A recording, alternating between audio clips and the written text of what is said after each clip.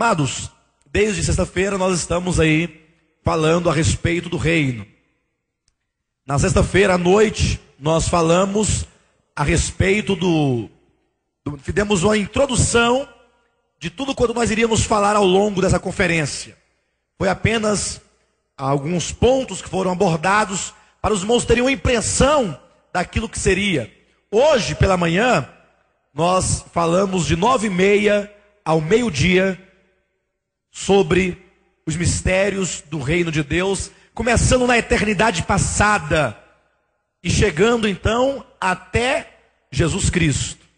Então quem veio pôde acompanhar aí a trajetória de como que Deus no princípio criou céus e terra, criou os vários céus, desde esse céu atmosférico que nós conhecemos até o céu dos céus, como que Deus estabeleceu governos na pessoa de Lúcifer e também de príncipes e potestades, de poderes, dominadores, domínios, como que este reino então foi usurpado.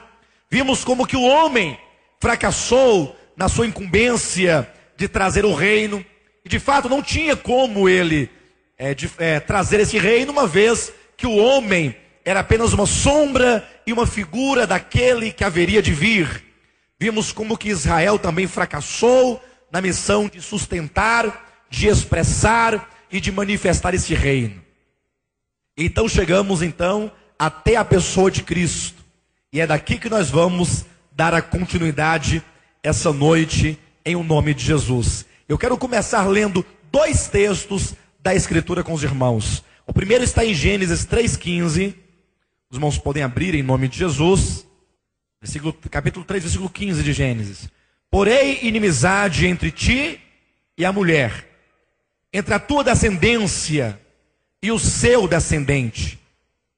Este te ferirá a cabeça, e tu lhe ferirás o calcanhar. Gálatas, capítulo 4, versículo 4. Diz assim: vindo, porém, a plenitude do tempo, Deus enviou o seu filho, nascido de mulher, nascido sob a lei, para resgatar os que estavam sob a lei, a fim de que recebêssemos a adoção de filhos. Amados, nós sabemos que quando o homem no Éden, ele fracassou na sua incumbência de trazer o domínio sobre toda a terra, conforme está em Gênesis capítulo 1, versículo 26, que ao criar o homem, Deus disse: tenha ele domínio sobre os peixes do mar, sobre as aves dos céus, sobre toda a terra. Sabemos como que ali o homem foi enganado pela serpente, e comendo do fruto da árvore proibida, da árvore que não deveria comer, a morte e o pecado entraram para dentro do homem, e aquele que deveria reinar, aquele que deveria governar, ele agora caiu para debaixo do domínio de Satanás, tornou-se escravo do pecado, escravo de Satanás e subjugado num reino caído do maligno. Então, quando Deus, naquele dia em que eles comeram do fruto, Bíblia diz que na viração do dia, na virada do dia, no pôr do sol, Deus veio visitar o homem, e o homem estava agora se escondendo da presença de Deus, fugindo de Deus por causa da sua condição de pecado, por causa da sua desobediência, por causa da sua nudez. Mas a Bíblia diz que Deus chamou o homem, e quando então o homem chegou à sua presença, Deus começou a proferir uma série de sentenças, e uma dessas sentenças foi que a mulher por quê? Porque foi da mulher que começou a entrada do pecado. O homem estando afastado da mulher, e a mulher afastando-se do homem, a mulher foi lá e tomou do fruto proibido, ela comeu, e deu ao marido, e deu a Adão. E agora então Deus fala: olha, da mesma mulher sairá agora um descendente, da linhagem da mulher virá um homem. Aqui é uma profecia de que Deus providenciava que dessa linhagem humana, não podemos jamais tirar isso de contexto. Quando falo humana, é porque Deus haveria de fazer-se carne por meio do homem, para que ele pudesse ter a parte humana em si próprio. para se cumprir então a profecia de Davi no Salmo capítulo 8 e de Paulo no capítulo 2, em que diz que haveria de vir um homem perfeito, haveria de vir um homem por excelência, e este homem é que conquistaria o reino de volta das mãos de Satanás e que governaria sobre a terra. Então a Bíblia diz que da mulher sairia um descendente. Aqui uma promessa de um homem que haveria de vir na história, um homem que haveria de vir no futuro. E este homem, ao contrário de Adão, este homem, ao contrário de todos os homens falíveis, ao contrário de todos os homens caídos, por melhores que eles sejam, por mais bondosos que eles sejam, por mais vontade que eles tenham, mas nenhum homem é capaz ou foi capaz de sair de debaixo do jugo de Satanás, debaixo do seu império das trevas, e libertar os homens, e libertar a terra, e trazer o reino de volta ao Pai. Mas o próprio Deus diz para a mulher e para o homem: da mulher vai sair um descendente. Este descendente vai travar uma batalha contra a serpente, e nesta batalha a serpente vai ferir o calcanhar dele. Ou seja, este homem, ele vai entrar no cenário da humanidade. Deus se faria homem no tempo determinado por ele, e então ele haveria de lutar contra aquele que no princípio usurpou o reino do Pai. E nesse confronto, Satanás iria machucar o Filho de Deus. Quando fala iria ferir o calcanhar, quer dizer que no confronto, o Filho de Deus, o homem Jesus, seria tocado, seria machucado. Ele iria, de fato, até mesmo morrer. Todavia, esta morte de Cristo não seria negativa. Esta morte não seria o fim. Essa morte não era então a esperança perdida. A única esperança era o descendente da mulher, era o Messias, e agora ele morre. A morte de Cristo serviria para esmagar a cabeça da serpente. Não sei até que ponto vocês entendem esse esmagar a cabeça da serpente. Há muitos cristãos hoje em dia pisando, dizendo que está pisando a cabeça da serpente. E na verdade estão sendo pisados pela serpente. Há muitas pessoas que até fazem cânticos e ficam pisando. Eu me lembro de um cântico que dizia: pisa no capeta, da cabeça aos pés. Vocês já ouviram falar desse cântico? Um corinho? Isso é muito sério.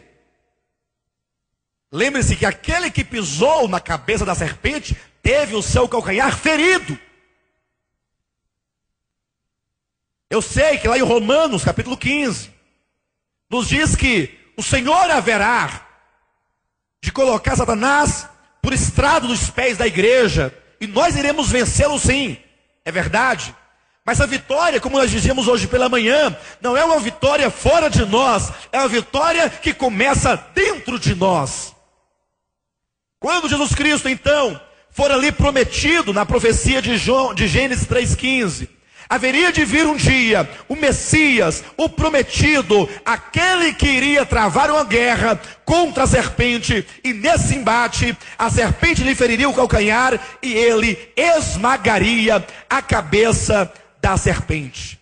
Gálatas capítulo 4, versículo 4 diz que na plenitude do tempo, cuidado, não diz dos tempos, na plenitude do tempo, porque nós vamos falar amanhã pela manhã sobre a plenitude dos tempos, no plural, que se refere a uma outra ocasião, tratando-se do reino milenar. Diz que na plenitude do tempo, Gálatas 4, versículo 4, Deus então enviou o seu filho nascido de mulher. Diga para o seu irmão: na plenitude do tempo,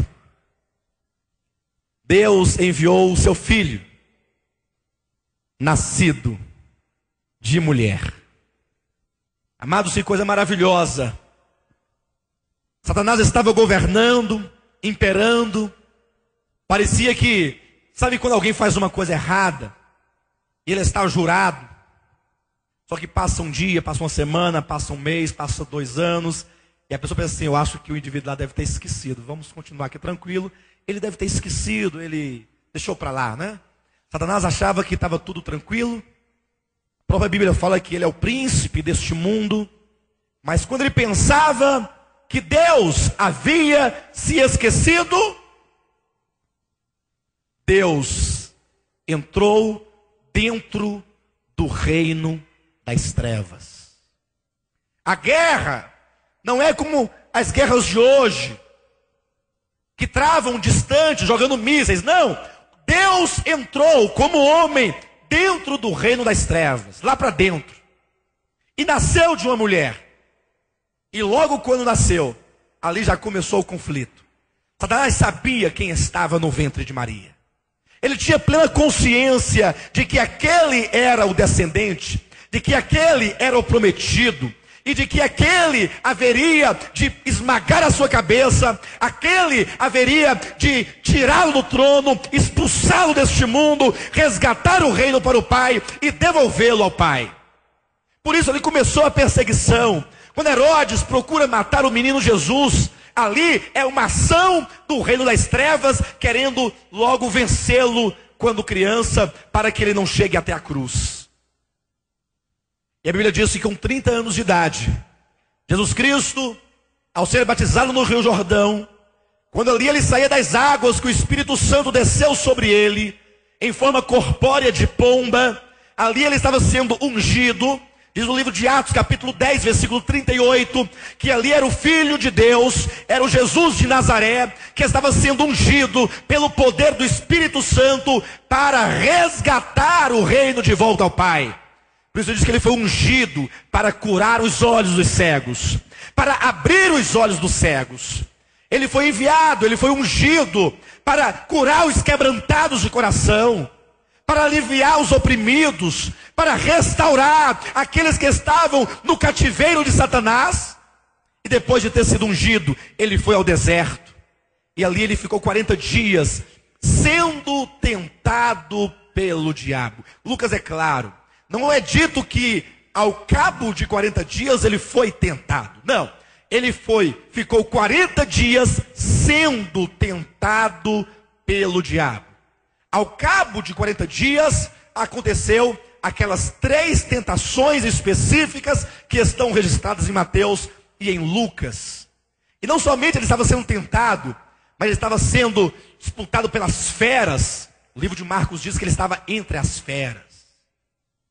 Ou seja, ali nós temos um cenário de anjos caídos, de demônios agindo por meio do material, agindo por meio de criaturas. Ali é um conflito, ali Jesus está orando ao Pai, ele está jejuando, ele está tendo plena comunhão com o Pai, porque na qualidade de homem, ele sabe o que espera por ele.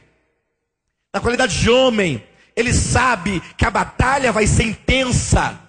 Ele sabe que não é simplesmente ficar dizendo que vai pisar na cabeça do diabo e bater os pés no chão. Ele sabe que a batalha vai lhe custar a vida. Depois de 40 dias, tendo vencido Satanás no campo doutrinário, no campo da tentação, Jesus saiu agora para as cidades, para as vilas, para os povoados. E a Bíblia diz que ele saía, e onde ele entrava, ele anunciava dizendo: está próximo o reino dos céus. E a Bíblia diz que ele pregava, ele enviou os 12, depois enviou os 70. E qual era a mensagem que os 12 e os 70 proclamavam, e que o próprio João Batista proclamou, e que Cristo também proclamou? O reino. O reino está chegando. O que é o reino? É a libertação do homem de debaixo do governo de Satanás, para introduzi-lo no reino de Deus, em libertação, para a glória do nome de Deus. É por essa razão que quando Jesus ia curar alguém, quando Jesus curava um cego, ou curava um paralítico, ou curava um leproso, cuidado, ele não estava meramente realizando prodígios para que as pessoas o aplaudissem. Jesus não ficava nos púlpitos jogando paletó nas pessoas. Jesus não ficava nos púlpitos fazendo aparecer dente de ouro na boca de pessoas. Não! Era um ministério sério. É uma questão de governo. É uma questão de império. É uma questão de decisão. É tanto que no Armagedon, no momento em que as forças do mal, personificadas no anticristo, estiverem face a face com a força do bem, personificada em Cristo Jesus, no Armagedon, o filho de Satanás, o homem da iniquidade, o filho de Deus, o próprio Deus encarnado, frente a frente, Joel, cheio do Espírito Santo, declara que aquele momento é um momento de decisão. Por isso diz que o vale onde eles se encontram é o vale da decisão. E o que é o vale da decisão? Ali será decidido para sempre de quem é o reino desta terra. A quem vai pertencer de fato o reino? O Armagedon é o ponto final desse conflito. Então, quando Jesus ia curar o homem, na verdade ele estava dizendo: olha, a minha missão é tirar o homem dessa condição, desse cativeiro, e transportá-lo para um reino da luz. E não pensem que ele fazia isso de qualquer maneira. Enquanto a multidão se recolhia para suas casas, enquanto os discípulos iam dormir, ainda que fosse uma noite mal dormida, mas eles dormiam, Jesus, noites e noites, prostrava o seu joelho e ia falar com o seu Pai Celestial. Ele ia, como homem, buscar o poder do Espírito, buscar a comunhão do Espírito, porque cada dia que ele avançava, ele estava levando a autoridade de Deus, levando o reino de Deus às pessoas. Abra a Bíblia comigo em Lucas, no capítulo 11, no versículo 20, e veja o que é dito a respeito do ministério de Jesus Cristo. É o momento em que Jesus está expulsando o demônio de um homem. Ele vai libertar um homem de um espírito maligno. E veja o que ele está dizendo sobre o ato de expelir demônios. Ele diz: se porém eu expulso os demônios pelo dedo de Deus, certamente é chegado o reino de Deus sobre vós. O que é o reino de Deus aqui? Quando a autoridade de Deus chega na vida de alguém, essa pessoa é liberta. Não é possível alguém estar no reino de Deus e ser ao mesmo tempo oprimido. Porque o reino de Deus é a autoridade de Deus que passa a governar aquela pessoa. Estar sob a autoridade de Deus é o mesmo que estar no reino de Deus. E estar no reino de Deus é estar sob a autoridade governamental de Deus. E agora eu já não entendo mais por que as pessoas, esse cristianismo pragmático dos dias que nós vivemos, prega essa questão da maldição hereditária, dizendo que as pessoas, depois de convertidas, depois de batizadas, depois de ingressarem no corpo de Cristo, ainda dizem: você está com maldição hereditária, então não está no reino de Deus.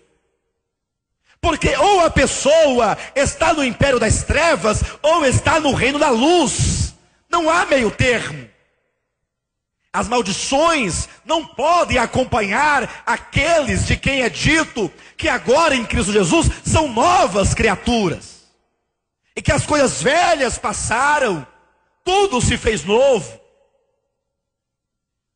Que história é essa de maldição hereditária? De onde veio isso? Isso é um meio de colocar as pessoas com medo sob o controle de outras. Não seria melhor dizer: se pois o Filho te libertar, verdadeiramente sereis livres. Se o Filho te libertar, você é livre. E se não está livre, o Filho não te libertou. Então não tem meio termo. Não, eu sou meio liberto. Não. Ou você está debaixo do governo de Deus, ou você não está. E eu quero perguntar uma coisa para os irmãos: Se você está no reino de Deus, no império do Filho de Deus, Satanás tem como tocar a sua vida? Tem? Não tem. Não tem. Jesus continua dizendo, versículo 21, quando o valente, esse valente aqui é Satanás, bem armado, guarda a sua própria casa. No momento que o Filho de Deus entrou nessa terra, por meio da encarnação no ventre de Maria, o valente, que é Satanás, estava bem armado. Estava atento na sua casa, como quem diz, pode vir, porque eu estou armado contra ti. E estes que estão sob a minha guarda, estão bem seguros, e você não poderá levá-los de mim. 21. Quando o valente, bem armado, guarda sua própria casa, ficam em segurança todos os seus bens.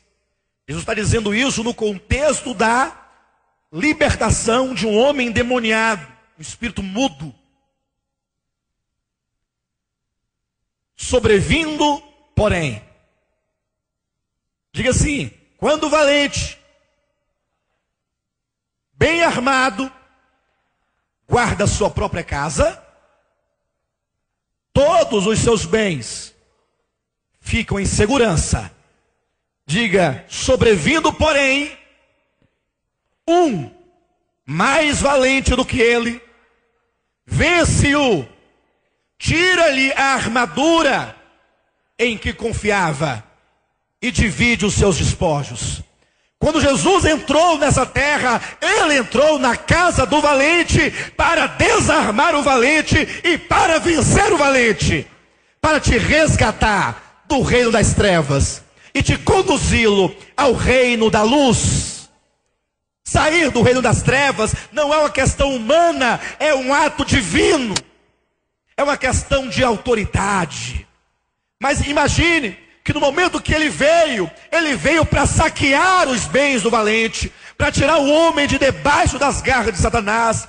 Por esta razão, quando nós entramos no Evangelho de João, a partir do capítulo 12, porque João tem duas partes, praticamente.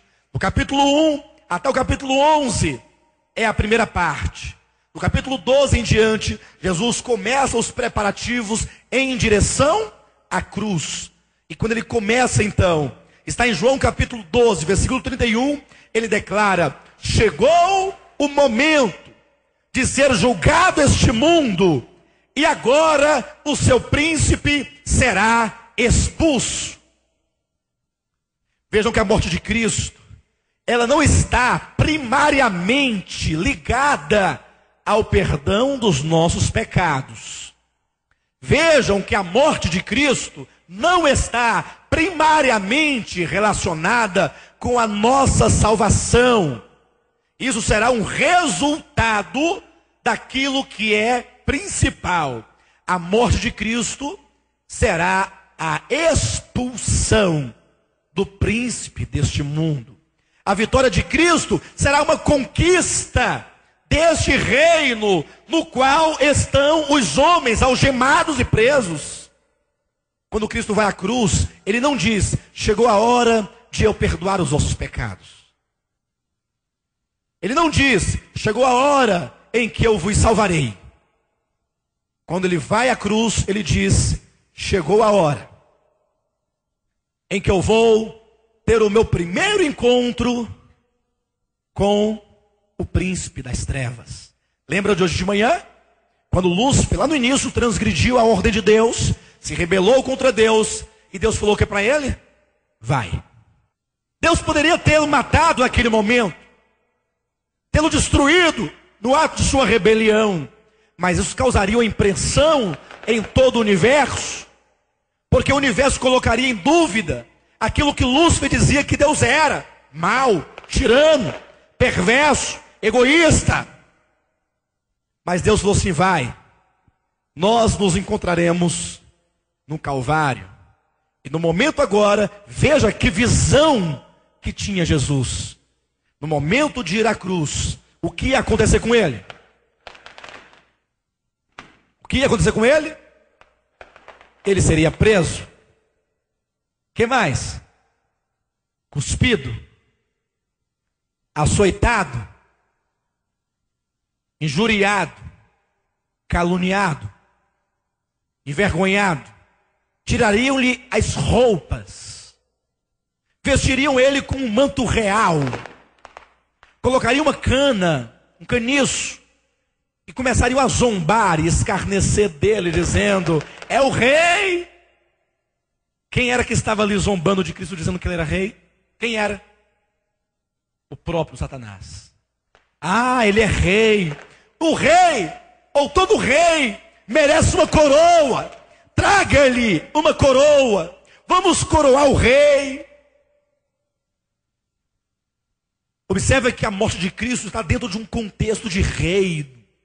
Não é possível ler a Bíblia, parte alguma dela, sem adentrar a esfera do reino. Não é possível. Todas as verdades bíblicas estão atreladas ao reino. Ele é rei. E ali ele estava sendo golpeado. O livro de Marcos diz que golpes lhe eram desferidos no rosto, nos olhos. Os olhos dele já estavam fechados. Ele já não enxergava, inchados. Colocaram ainda um pano vedando os seus olhos. E eles golpeavam a cabeça, cuspiam-lhe a face. E dizia: é profeta? Então diz, ou diga-nos, quem te cuspiu? Quem te golpeou? Quem te feriu?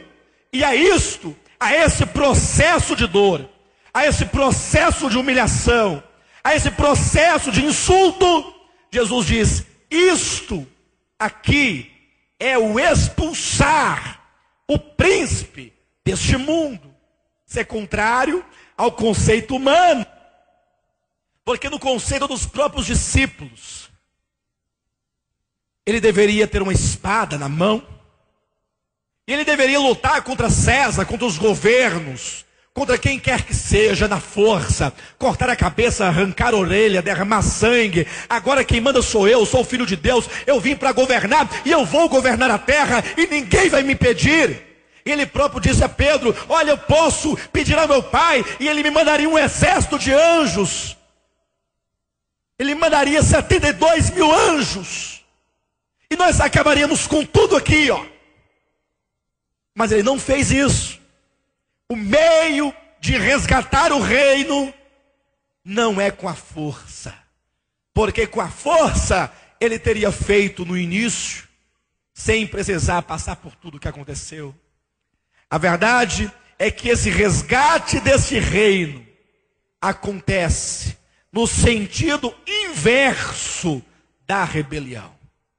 Ou seja, o processo de usurpar o reino aconteceu quando alguém decidiu no seu íntimo elevar o seu trono acima de todos, exaltar o seu nome, exaltar a sua pessoa e pela força bradar: eu governarei na extremidade do norte.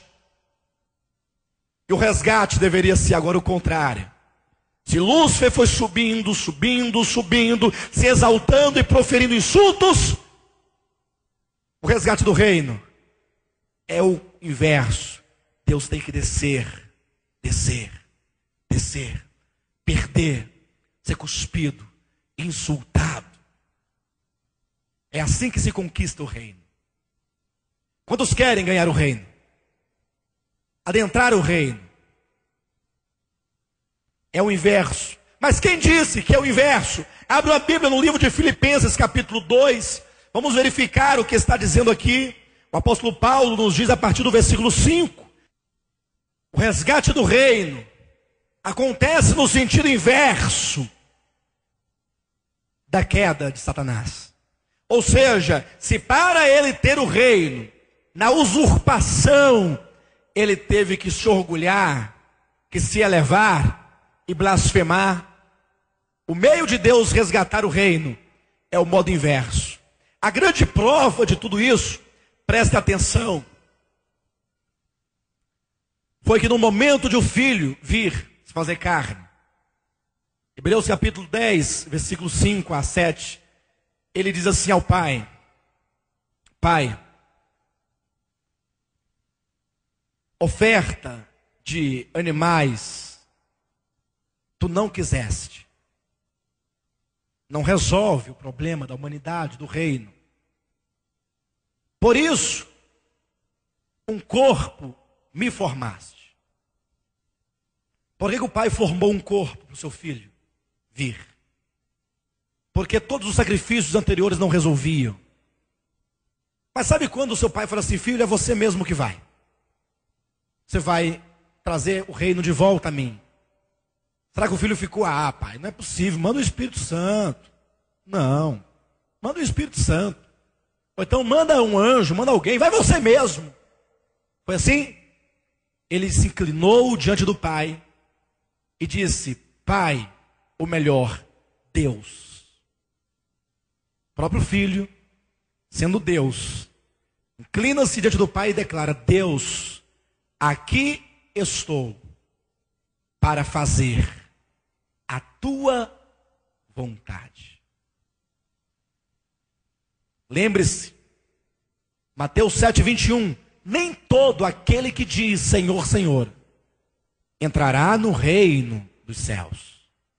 Não é porque está dizendo Senhor, Senhor, nem todos, mas aquele que faz a vontade do Pai Celestial. E o filho disse: Pai, Deus, aqui estou. No livro do rolo está escrito a meu respeito: aqui estou para fazer a tua vontade.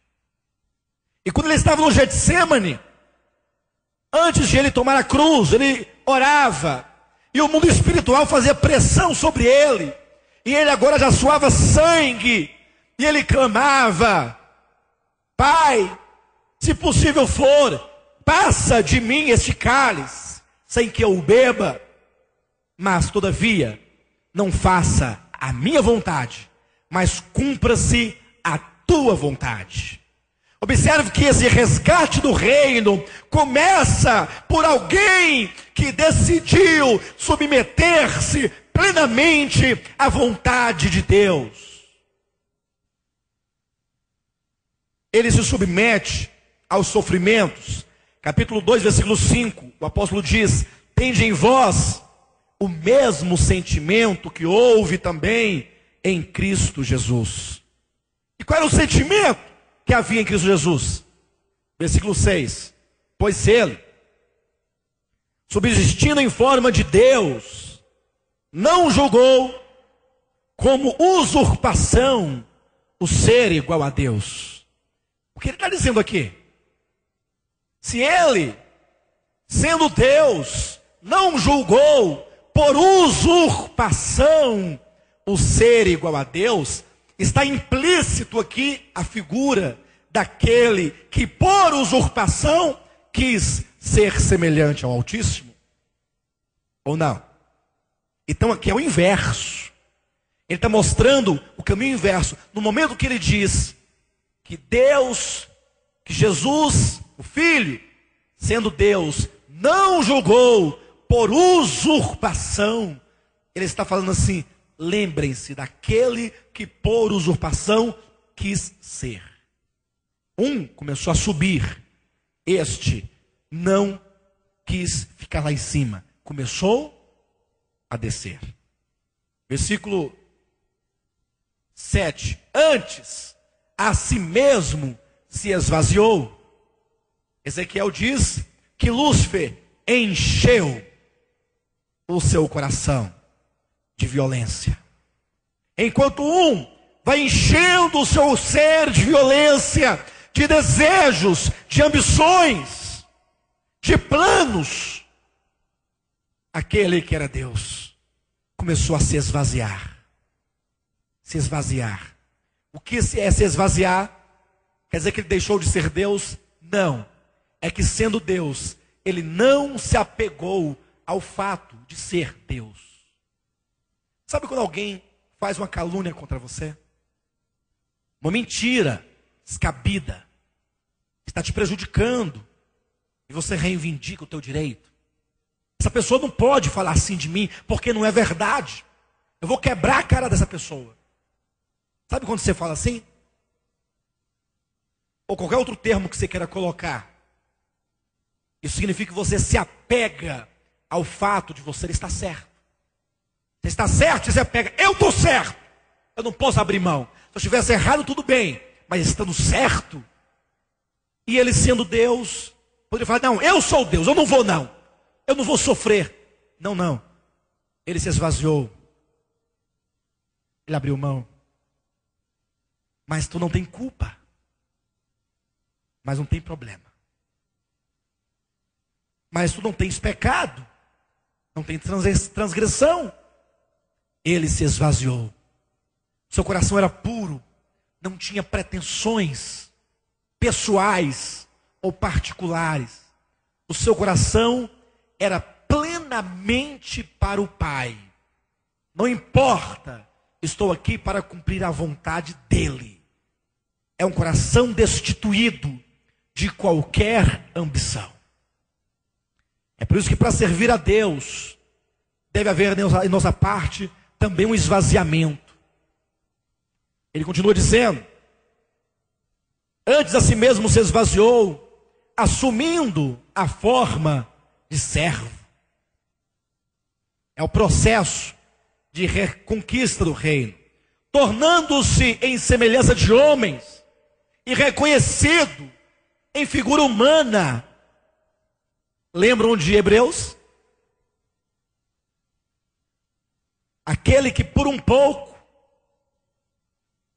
não era que um pouco menor que os anjos, aquele, vírgula, que por um pouco, por um período específico, se tornou menor que os anjos, porque ele é maior do que anjo, ele é Deus, mas por um tempo, desde o momento que ele se propõe a descer, ele é menor, no sentido de que ele deixa a glória, ele deixa o trono, ele abre mão de tudo que tem, de tudo que é, de todos os seus direitos, e se faz menor, porque se torna homem, e não somente homem, mas menor que o homem, porque agora ele é servo dos homens, ele veio servir os homens, por isso ele lavou os pés dos discípulos, para servi-los, e não somente ele veio lavar os pés, ele veio se humilhar, ele veio servir,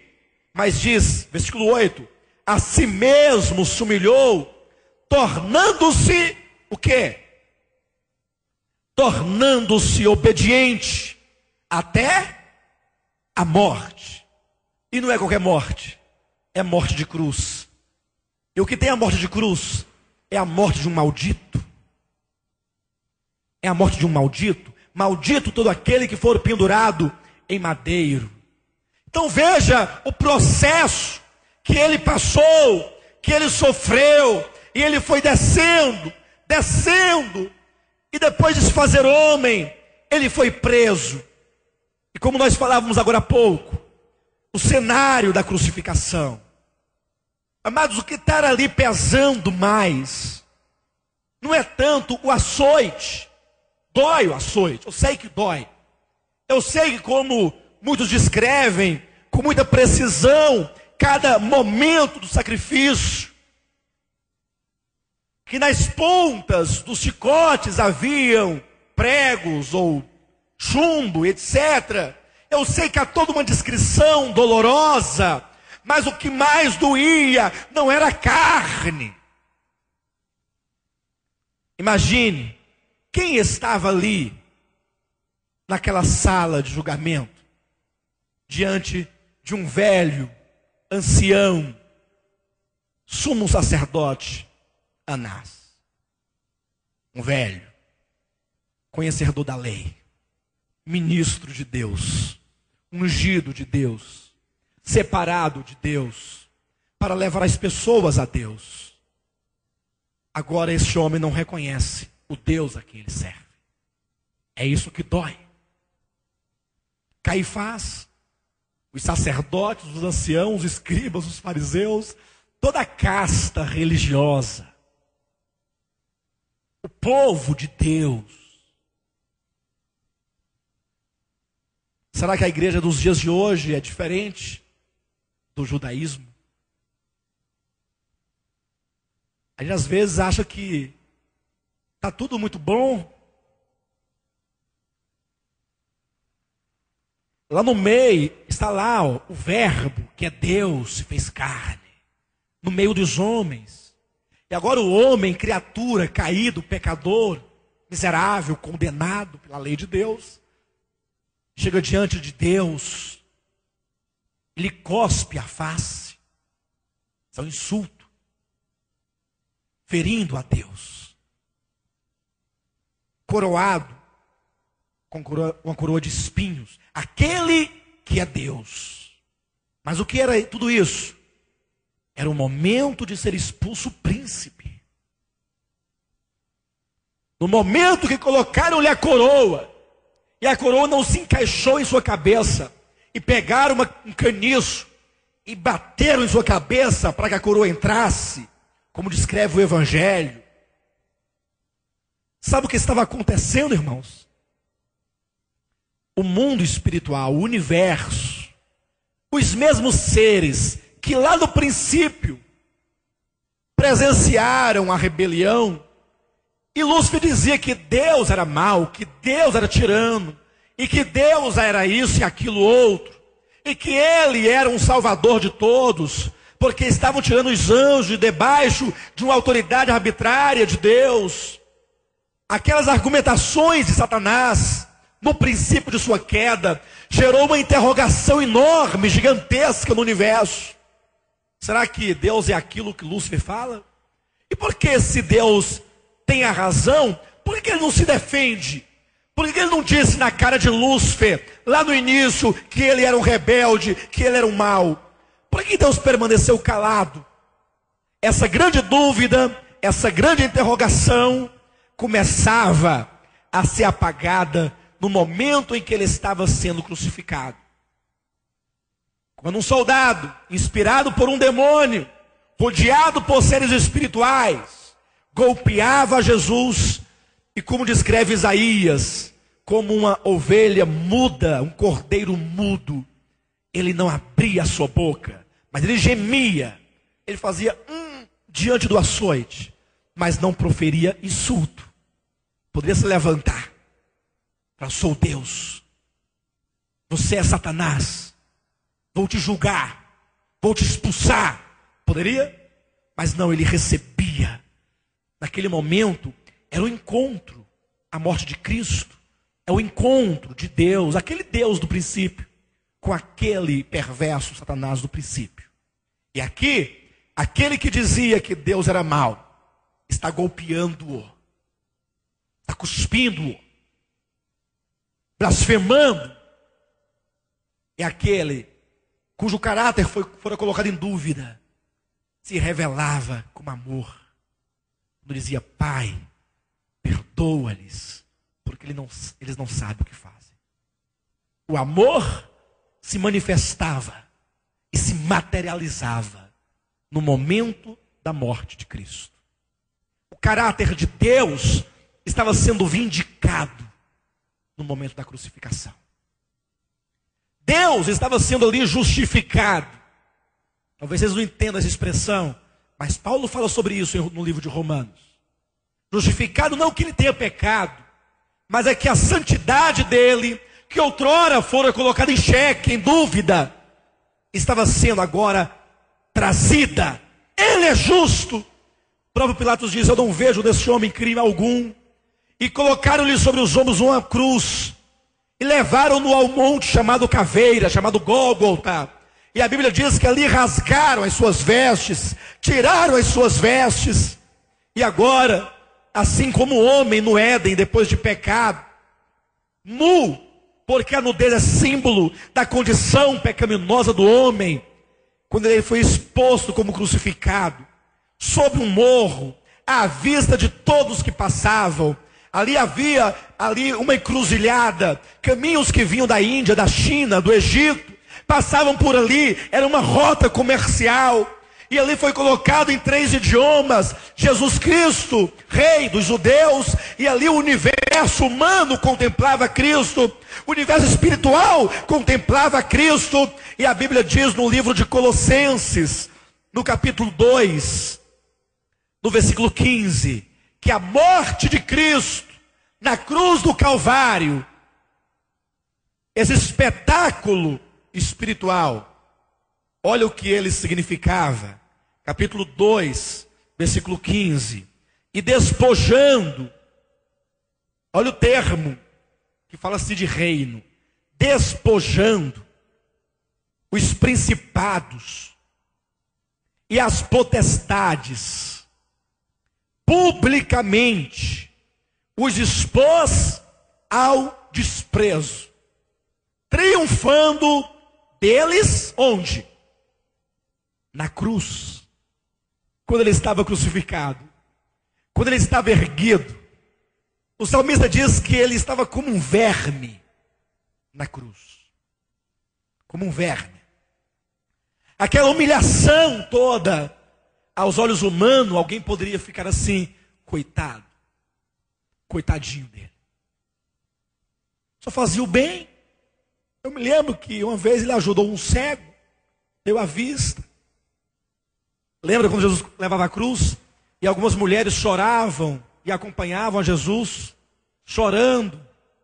E Jesus, levando a cruz, disse: não choreis por mim, chorai por vós e pelos vossos filhos. Porque no momento em que ele estava na cruz, ele não era um coitado. Não. Ali estava a vitória. Ali estava o resgate. Ali estava a vindicação do Pai. Jesus é a vindicação do que o Pai é. No momento em que os principados e potestades nos ares, os demônios na terra, os homens rodeando a Cristo, o salmista diz que eram como bois bravos, búfalos valentes, rosnando ali em torno da cruz, que o universo inteiro contemplava aquela cena única, aquela cena jamais vista, um Deus crucificado. Ele estava expondo a vergonha. Que vergonha para Satanás, quando crucificava Jesus. Que vergonha para Satanás. Por que é vergonha? Porque ele se revelava como perverso. Porque ele se revelava a cada golpe, a cada ato, ele se revelava como Satanás, adversário. Ele se revelava como diabo, acusador, diante de alguém que em todos os seus sofrimentos não abriu a sua boca, senão para dizer: perdoa, Pai, perdoa-lhes, eles não sabem o que fazem. Às 3 horas da tarde, Jesus inclinou a cabeça: Pai, a ti entrego o meu espírito, fôlego de vida, e morreu. Houve trevas, terremoto e um silêncio. E agora? Ele morreu. E o reino foi vencido, porque se morreu, foi vencido. Qual é a expectativa de alguém que estava ali até o último momento, que acreditava que ele era o Messias? A qualquer momento ele desce daí. E quando ele descer, ele vai criar um rebuliço tão grande, e ele vai matar todo mundo aqui, ó. Daqui a pouco ele vai descer daí. Mas agora ele morre. E aí? A multidão dá as costas e volta para casa, conversando entre si. Lucas capítulo 24. O diálogo daqueles 2 homens no caminho de Emaús era o discurso de todos em Jerusalém. Ele morreu. E eles lembravam, sabe quando a pessoa morre, está ali no velório, está o caixão, está lá o corpo, e o povo fica conversando as histórias do passado, né?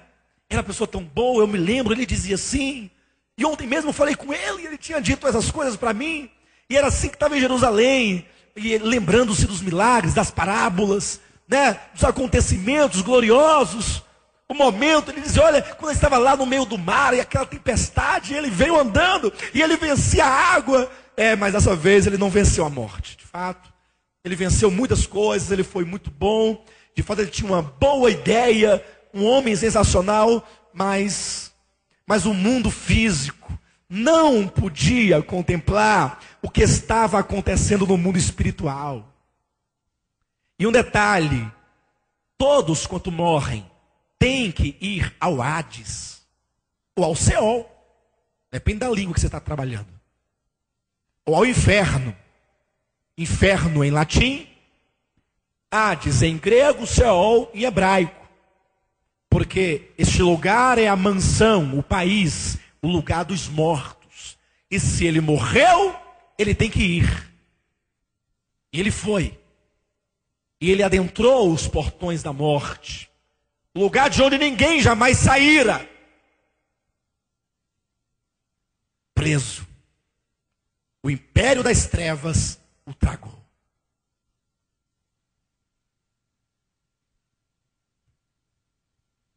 Ele veio resgatar o reino. E para resgatá-lo, ele teve que ir nas partes mais profundas, no recôndito do império das trevas. Ele teve que ir no gabinete, lá dentro. No lugar, como diz Paulo aos Efésios capítulo 4, versículo 7, nas regiões mais baixas da terra. Entrou lá dentro. Lá estavam todos os que haviam morrido, dos homens, todos. Entre o lugar de tormento, o lugar de descanso, um abismo. E nesse abismo, Coré, Datã, Abirão. Demônios, Lucas 8,31. Diz que o abismo é morada de demônios. Está lá. Ele entrou. Olhou para os mortos. Para aqueles que duvidaram, que blasfemaram. Daqueles que viveram em função da sua vinda.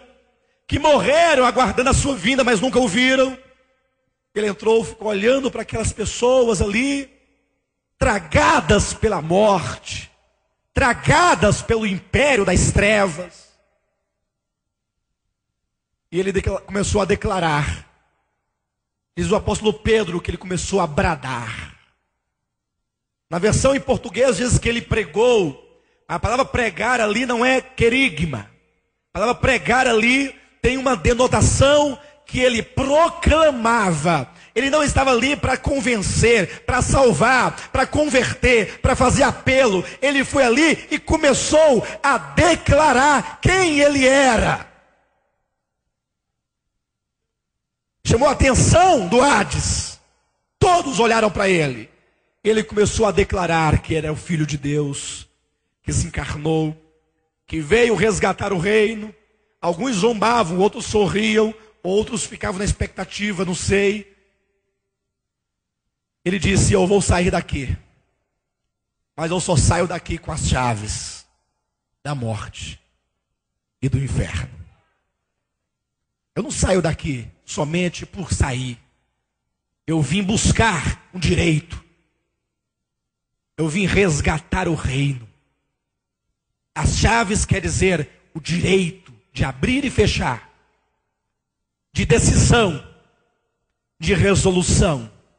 As chaves são é a autoridade do reino de Deus sobre a terra. O direito de governar. De tirar o homem da morte ou deixá-lo lá dentro. De ressuscitar aquele a quem ele quer ressuscitar. E a Bíblia diz que no terceiro dia, Atos capítulo 2, descreve a trajetória. E no livro de Filipenses, onde nós estávamos lendo, capítulo 2, diz que porque ele desceu, então agora, como resultado de tanto descer, ele agora tem que subir. E ele não vai subir apenas para o túmulo, ele tem que subir ao céu dos céus. ao topo do universo e receber um nome que está acima de todos os nomes, acima de todo o principado e potestades e poderes e dominadores deste mundo tenebroso. Efésios capítulo 1. Ao terceiro dia, ele começa a sua trajetória de volta. Vai caminhando em direção à porta do Hades. E ele pode declarar, como declarou diante do túmulo de Lázaro, para si mesmo: eu sou. Não era alguém que era fora dele. Eu sou a ressurreição e a vida. E ele próprio agora, diz a Bíblia, ele quebrou os portões e os ferrolhos da morte e começou a romper. Entrou no túmulo onde estava o seu corpo. Romanos capítulo 1, versículo 4. Um espírito de santidade e de poder penetrou aquele corpo, até então no cativeiro do reino das trevas, porque ali estava a velhice, ali estava no corpo a corrupção, ali estava a enfermidade. Era um homem nascido de mulher, que tinha no seu corpo os traços da velha criação. Mas agora o seu corpo começa a se encher de glória, e a glória vai saturando o corpo de Jesus, e agora vai expulsando, vai expelindo daquele corpo toda a imposição e autoridade da morte e do reino das trevas daquele corpo, e torna-se um corpo glorioso. Naquele momento, a Bíblia diz que o anjo Miguel desceu, rolou a pedra e se assentou sobre ela. O contexto começa a mudar. Por que que ele se assenta sobre ela? Porque agora o reino pertence a Jesus Cristo. Não é um anjo que está com medo de descer, ou que está tímido. Não, ele rola a pedra e se assenta sobre ela e contempla o mundo invisível, o mundo visível. Está observando quem é que vai agir agora contra este que sai em ressurreição e em glória para um novo dia, para uma nova criação, agora trazendo o reino dos céus sobre o homem. Jesus sai no primeiro dia da semana, aquele que é a ressurreição e a vida, e aparece para os seus discípulos e diz: toda a autoridade me foi dada. Repita comigo: toda a autoridade me foi dada nos céus e na terra. Aleluias. Toda a autoridade me foi dada. É o Cristo ressurreto. A sua morte foi a vitória. A sua morte foi a conquista. Agora ele diz: eu tenho, Apocalipse capítulo 1, versículo 18, as chaves da morte e do inferno. Nas mãos de Jesus estão as chaves. Nas mãos de Jesus está a autoridade. Nas mãos de Jesus está o domínio. Nas mãos de Jesus está o reino. E quando você invoca esse nome, você traz sobre a tua vida a autoridade deste reino, o reino de Deus. Quando João foi arrebatado aos céus, capítulo 5 de Apocalipse, ele viu que na mão do Pai tinha um livro selado, com 7 selos. Selado quer dizer que ele estava fechado e ninguém podia abrir o livro. O destino eterno do reino está naquele livro escrito. Porque quando nós lemos na Bíblia os 7 selos, qual é o conteúdo dos 7 selos? Não é a vitória do Cordeiro sobre o pecado, sobre a grande Babilônia, sobre o anticristo, sobre o falso profeta e por fim sobre Satanás? Mas isso que o livro estava fechado. E um dos 24 anciãos perguntou dizendo: quem é digno de abrir este livro? Existe alguém no céu, na terra e debaixo da terra que seja digno de abrir este livro? E ninguém se manifestava. E João foi entrando em conflito, foi entrando num pensamento, porque se ninguém é digno de abrir este livro, então, de que adiantou todas as coisas, a morte de Cristo, de que adiantou a igreja, de que adiantou a nossa fé, a nossa perseverança, a nossa entrega, de que vale qualquer coisa, se ninguém pode abrir o livro. E João começou a chorar. Está escrito na Bíblia.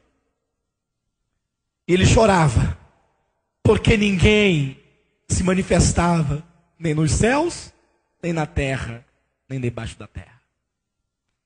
Foi então que ele ouviu uma voz, um dos 24 anciãos, declarou dizendo: João, não chores. Mas como não chora? Como não chorar diante do destino eterno, do reino, da humanidade, o destino final? Se esse livro não for aberto, de nada valeu todas as coisas. E o anjo disse, um dos anciãos disse: não chores, eis aqui. Eis aqui. Quem? Quem? O leão. É o leão. Por que leão? Porque ele é rei.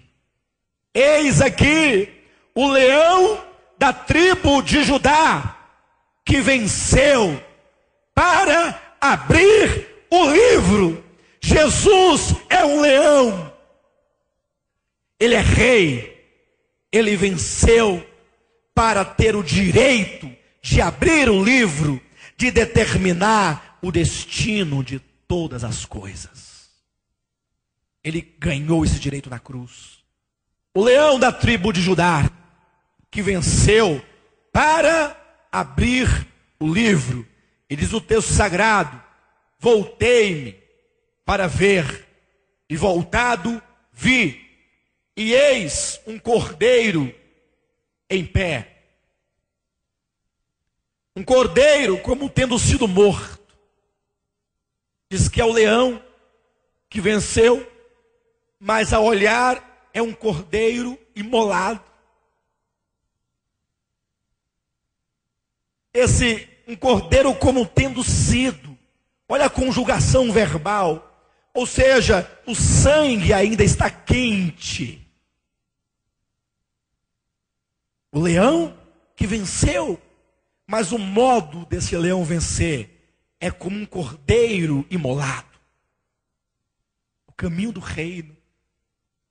Nós não podemos chegar lá sem nos unirmos a ele nesses mesmos sofrimentos. Lembra quando ele disse: o filho do homem vai para Jerusalém sofrer? Pedro falou: isso de modo algum te acontecerá. Ele diz: arreda Satanás. Em seguida disse: se alguém quiser vir após mim, eu estou indo para o reino. Só que importa sofrer antes de entrar no reino. Se alguém quiser vir após mim, então deve percorrer o mesmo caminho. E voltado viu um cordeiro, como tendo sido morto, recém-imolado. E diz o versículo 8, versículo 7, veio pois o cordeiro, o leão cordeiro, e tomou a mão, ou tomou o livro da mão direita, daquele que estava sentado no trono. E quando o cordeiro, leão, pegou o livro, o que aconteceu?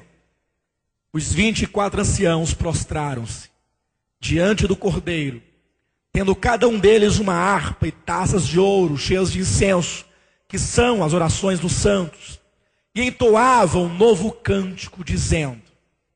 Eles começaram a cantar um cântico jamais cantado outrora, um cântico novo.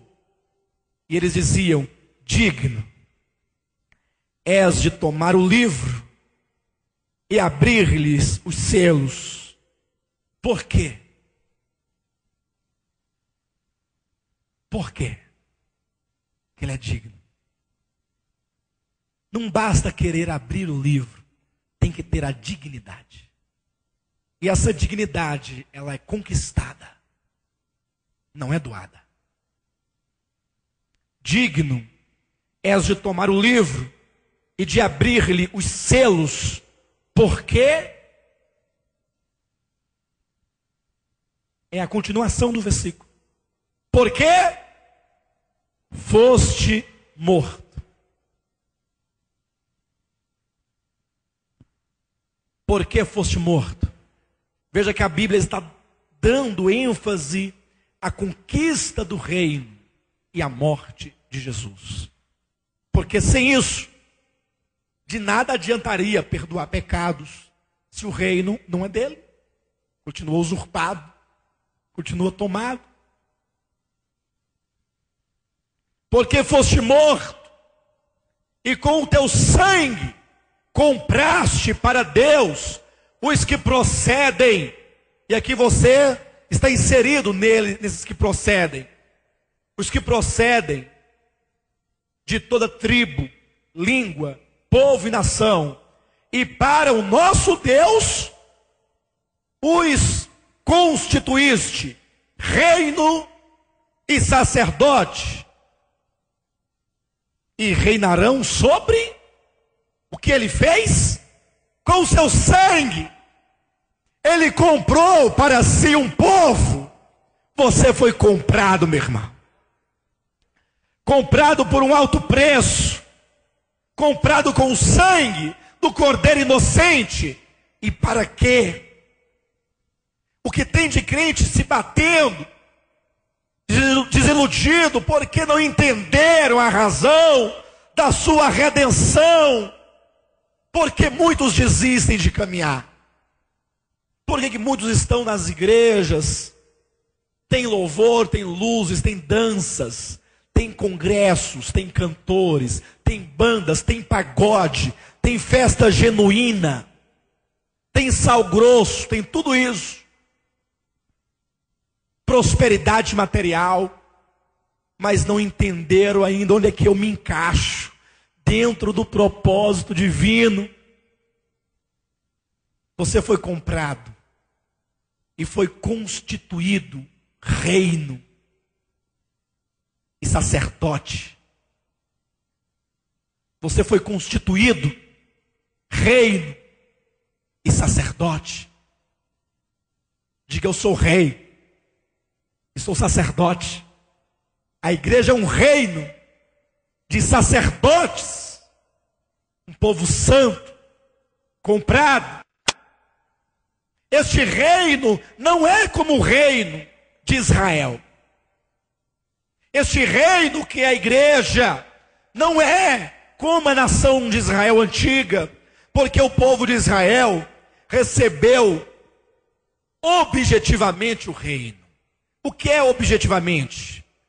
Deus tinha um tratado escrito em tábuas de pedra, externo.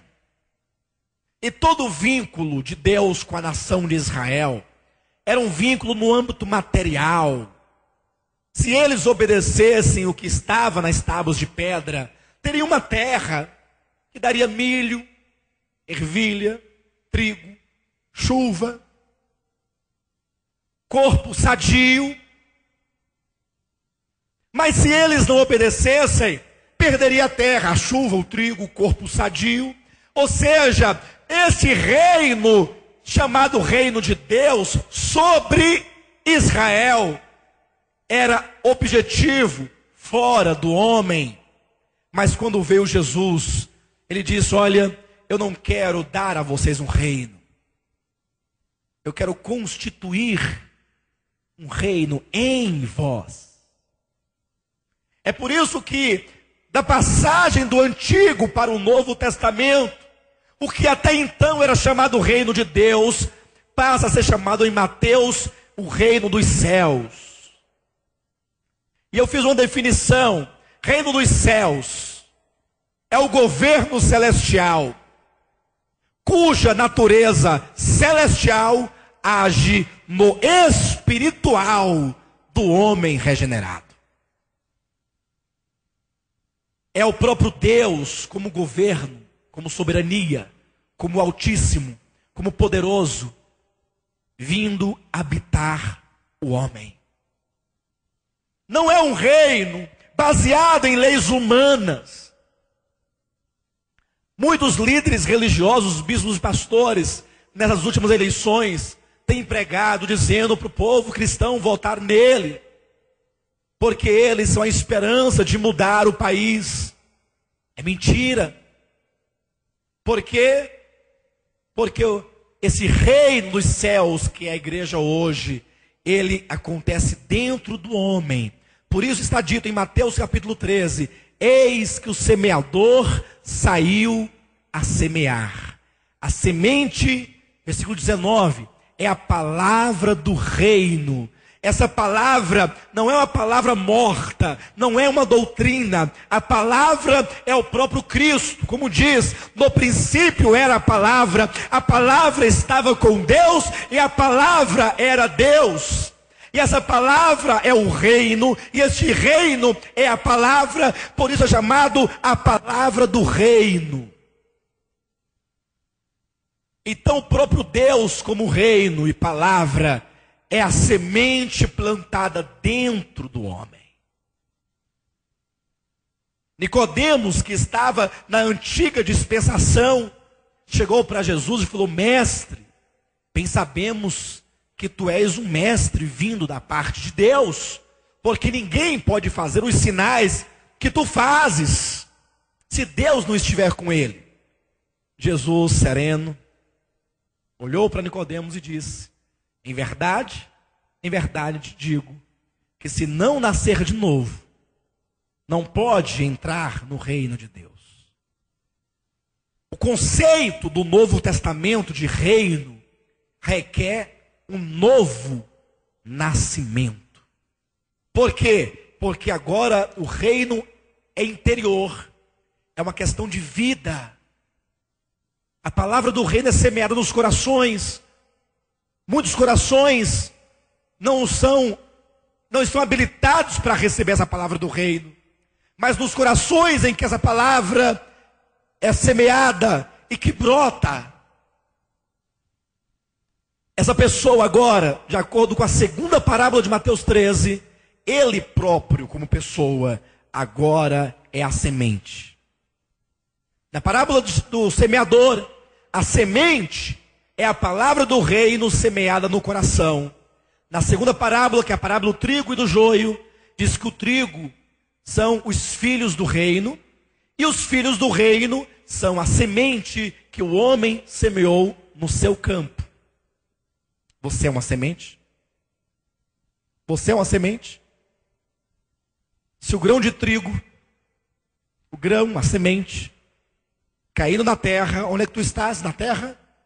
Se não morrer, fica só. Olha a mensagem do reino.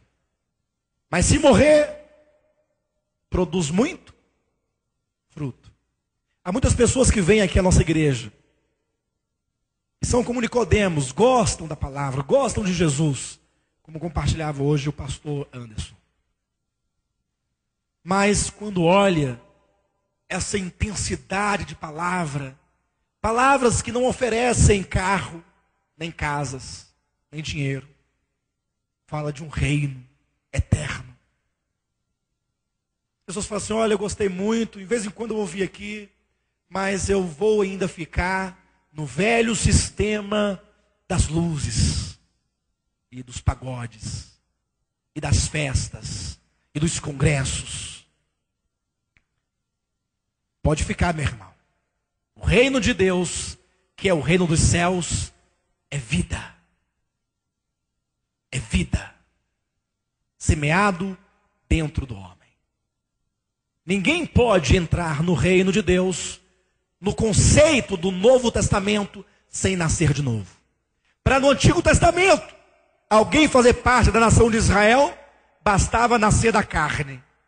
Porque o filho de um judeu, oitavo dia circuncida o menino, é judeu, é israelita, está no reino de Israel. No Novo Testamento, não. Não basta cortar um pedaço da sua carne, do prepúcio. Não basta deixar o cabelo crescer. Não basta tirar a barba ou deixá-la crescer. Não basta pintar ou não pintar as unhas. Não basta. Tem que nascer de novo. Tem que nascer de Deus. Eu comentava essa manhã que veio alguém aqui a semana passada nos visitar pela palavra. E diz que ao olhar percebeu que não havia doutrina. As mulheres de brinco, mal vestidas. Saiu escandalizadíssima. O reino é espiritual. Eu quero dizer com isso, não estou passando a mão na cabeça de ninguém ou de alguém. Não, eu estou dizendo o seguinte. Há aqueles que não nasceram de novo e estão congregando porque acha bonito o louvor, acha o pastor bonito, os cooperadores bonitos, né? Ai, aquele pastor é tão lindo, vou ficar naquela igreja. Aí fica lá, nunca nasceu de novo, entra ano e sai ano, é a mesma pessoa. As vestes cada vez encurtam mais. Outros que, muito bem vestidos, parece um fariseu, mas mentem, furtam, enganam. Na verdade, eu tenho mais medo de uma pessoa bem vestida do que uma mal vestida. Porque o bem vestido esconde alguma coisa. Você quer se esconder? Se vista bem. Aí, coloca uma gravata, um paletó bonito, passa um gel no cabelo, uma pasta e vai e entra num banco. Aquela porta não trava com você nunca. Aquela porta não trava. Ou trava? Não trava. Coloca uma sandália no pé e uma bermuda. Ela nunca abre aquela porta. É ou não é? Mas o indivíduo de bermuda pode estar com 100 mil mocado, como diz o ditado. Mas é ladrão. Aparência, ó. Por esta razão da aparência, é dito que Satanás falou assim, já que o reino de Deus agora é o reino dos céus, é uma questão interior, então eu vou confundir os cristãos. Eu vou enganar os cristãos sobre este reino, para que eles não vivam a vida do reino de Deus, e passem a viver a vida do reino das trevas, pensando que estão vivendo a vida do reino de Deus. De que maneira? O homem entrou na lavoura de Deus e semeou no meio do trigo o joio. E o joio, ele traz consigo uma aparência. Parece, mas não é. Por quê? Porque só tem palha, o seu pendão só tem palha. Não tem a vida, não tem a essência. E você a princípio não sabe discernir exatamente o trigo do joio.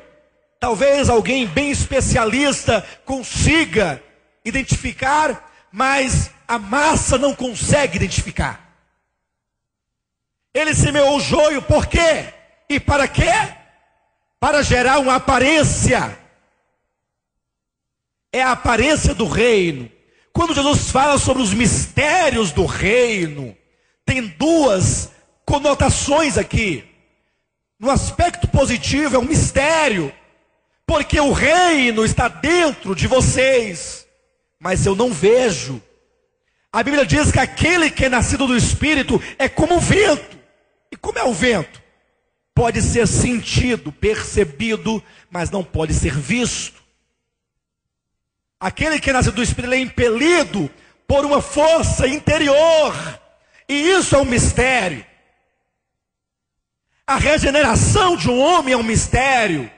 Deus vir habitar o homem é um mistério. Nós sermos a casa de Deus é um grande mistério. Tem que ter revelação para entender isso. É mistério também para o outro lado. Porque o inimigo procura tornar o evangelho oculto quando ele semeia o joio, trazendo líderes, Cuidado, não pensem que o joio é um Zé Ninguém. Não pensem isso. O diabo não se daria o trabalho de semear um tanto de pessoas sem importância e sem influência no meio do povo de Deus. O joio, certamente, são pessoas que podem influenciar o povo de Deus, que podem manipular o povo de Deus. Pensem naqueles que estão vivendo nessa aparência. É dito que uma mulher escondeu o fermento em 3 medidas de flor de farinha. E para que essa mulher escondeu? Primeiro, para ninguém ver. Segundo, para corromper. Terceiro, para levedar. E aquela farinha, que eram 3 medidas, tornou-se uma grande massa inchada, cheia, orgulhosa, presunçosa. É o cristianismo. A igreja que se casou com Roma. Aqui há um grande mistério nisso. E hoje nós vivemos uma situação muito difícil, porque por um lado existe o reino de Deus, que é o reino dos céus, que é espiritual. Por outro lado, nós vivemos aí que existe um outro reino muito parecido com o reino de Deus. Por que parecido? Porque eles escrevem o nome de Jesus nas paredes. Jesus Cristo é o Senhor. Escreve. Nos folhetos. Eles oram em nome de Jesus. Eles cantam cânticos de Jesus. Eles oram em nome de Jesus. Mas a própria Bíblia diz: acautelai-vos dos falsos profetas, que se vos apresentam disfarçados de ovelhas. Há uma capa exterior de ovelha. Há uma aparência exterior de ovelha. Mas por dentro são lobos roubadores. Há uma maneira de você discernir. Há uma maneira. Aqueles que verdadeiramente são servos de Deus, quando se deparam com a palavra de Deus, eles dizem amém. Mas a Bíblia diz isso. Abra a Bíblia comigo em 1 João, capítulo 4, diz assim: amados, versículo 1, não deis crédito a qualquer espírito. Antes, ao invés de você sair dando crédito, acreditando, credibilizando, provai. Os espíritos se procedem de Deus. Como alguém pode provar? Cuidado para não sair julgando as pessoas. Muito cuidado. Não saia julgando, mas prove. Como provar? Versículo 2. Nisto reconheceis o Espírito de Deus. Todo espírito que confessa que Jesus Cristo veio em carne é de Deus. Aí alguém lê isso aqui e fala assim: ah, então tá bom. Aí chega um endemoniado e fala assim: bem, esse espírito aqui desse endemoniado é de Deus ou é do diabo? Ô espírito, Jesus veio em carne? O que ele responde? Veio ou não veio? Veio. É de Deus. Dá um abraço aqui, dá um abraço, Pedro. Aí dá um abraço no espírito. Não está dizendo aqui? Mas e aí?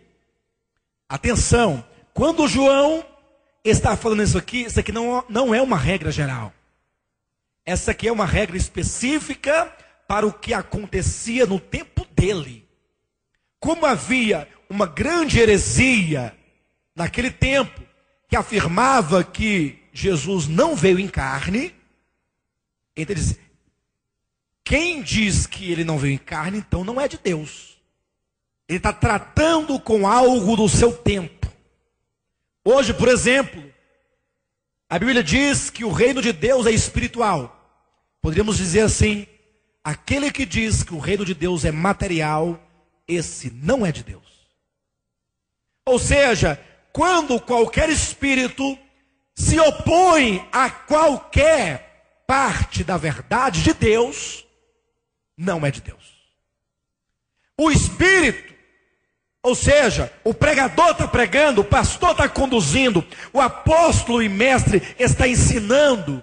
A pergunta é: estes são a favor da verdade ou se opõem à verdade? Verifique o que ele vai dizer mais embaixo. Versículo 4. Filhinhos, vós sois de Deus e tendes vencido os falsos profetas. E aqui está uma característica dos verdadeiros crentes. Se há a característica dos falsos profetas, há a característica do verdadeiro crente. O falso profeta é caracterizado em se opor à verdade de Deus, e o verdadeiro crente é reconhecido por vencer os falsos profetas. Filhinhos, vós sois de Deus e tendes vencido os falsos profetas, porque maior é aquele que está em vós que aquele que está no mundo. Eles procedem do mundo, por esta razão falam da parte do mundo, e o mundo os ouve. Quem é que ouve os falsos profetas? Por que a igreja hoje está tão mundana? Por que se diz assim: olha, venha você, vamos fazer aqui uma grande corrente da prosperidade. Você que é católico, que é espírita, que é umbandista, você que é ateu, não importa a sua fé, venha receber a bênção de Deus. Por que é dito isso? E o mundo ouve. Está escrito aqui. É uma aparência do reino. O reino não se dá com visível aparência. Aqueles que estão buscando coisas palpáveis para constatar o reino, certamente serão enganados. O reino está dentro de vós.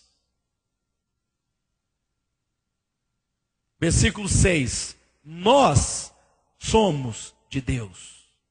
Quando João diz nós, atenção, em toda a sua epístola ele vai usar 2 pronomes, ou 3 pronomes. Nós, vós e eles. Sempre. Nós refere-se aos apóstolos. Capítulo 1 da sua epístola. Ele diz: o que era desde o princípio, o que temos visto, o que temos ouvido, o que contemplamos, as nossas mãos apalparam com respeito ao verbo da vida.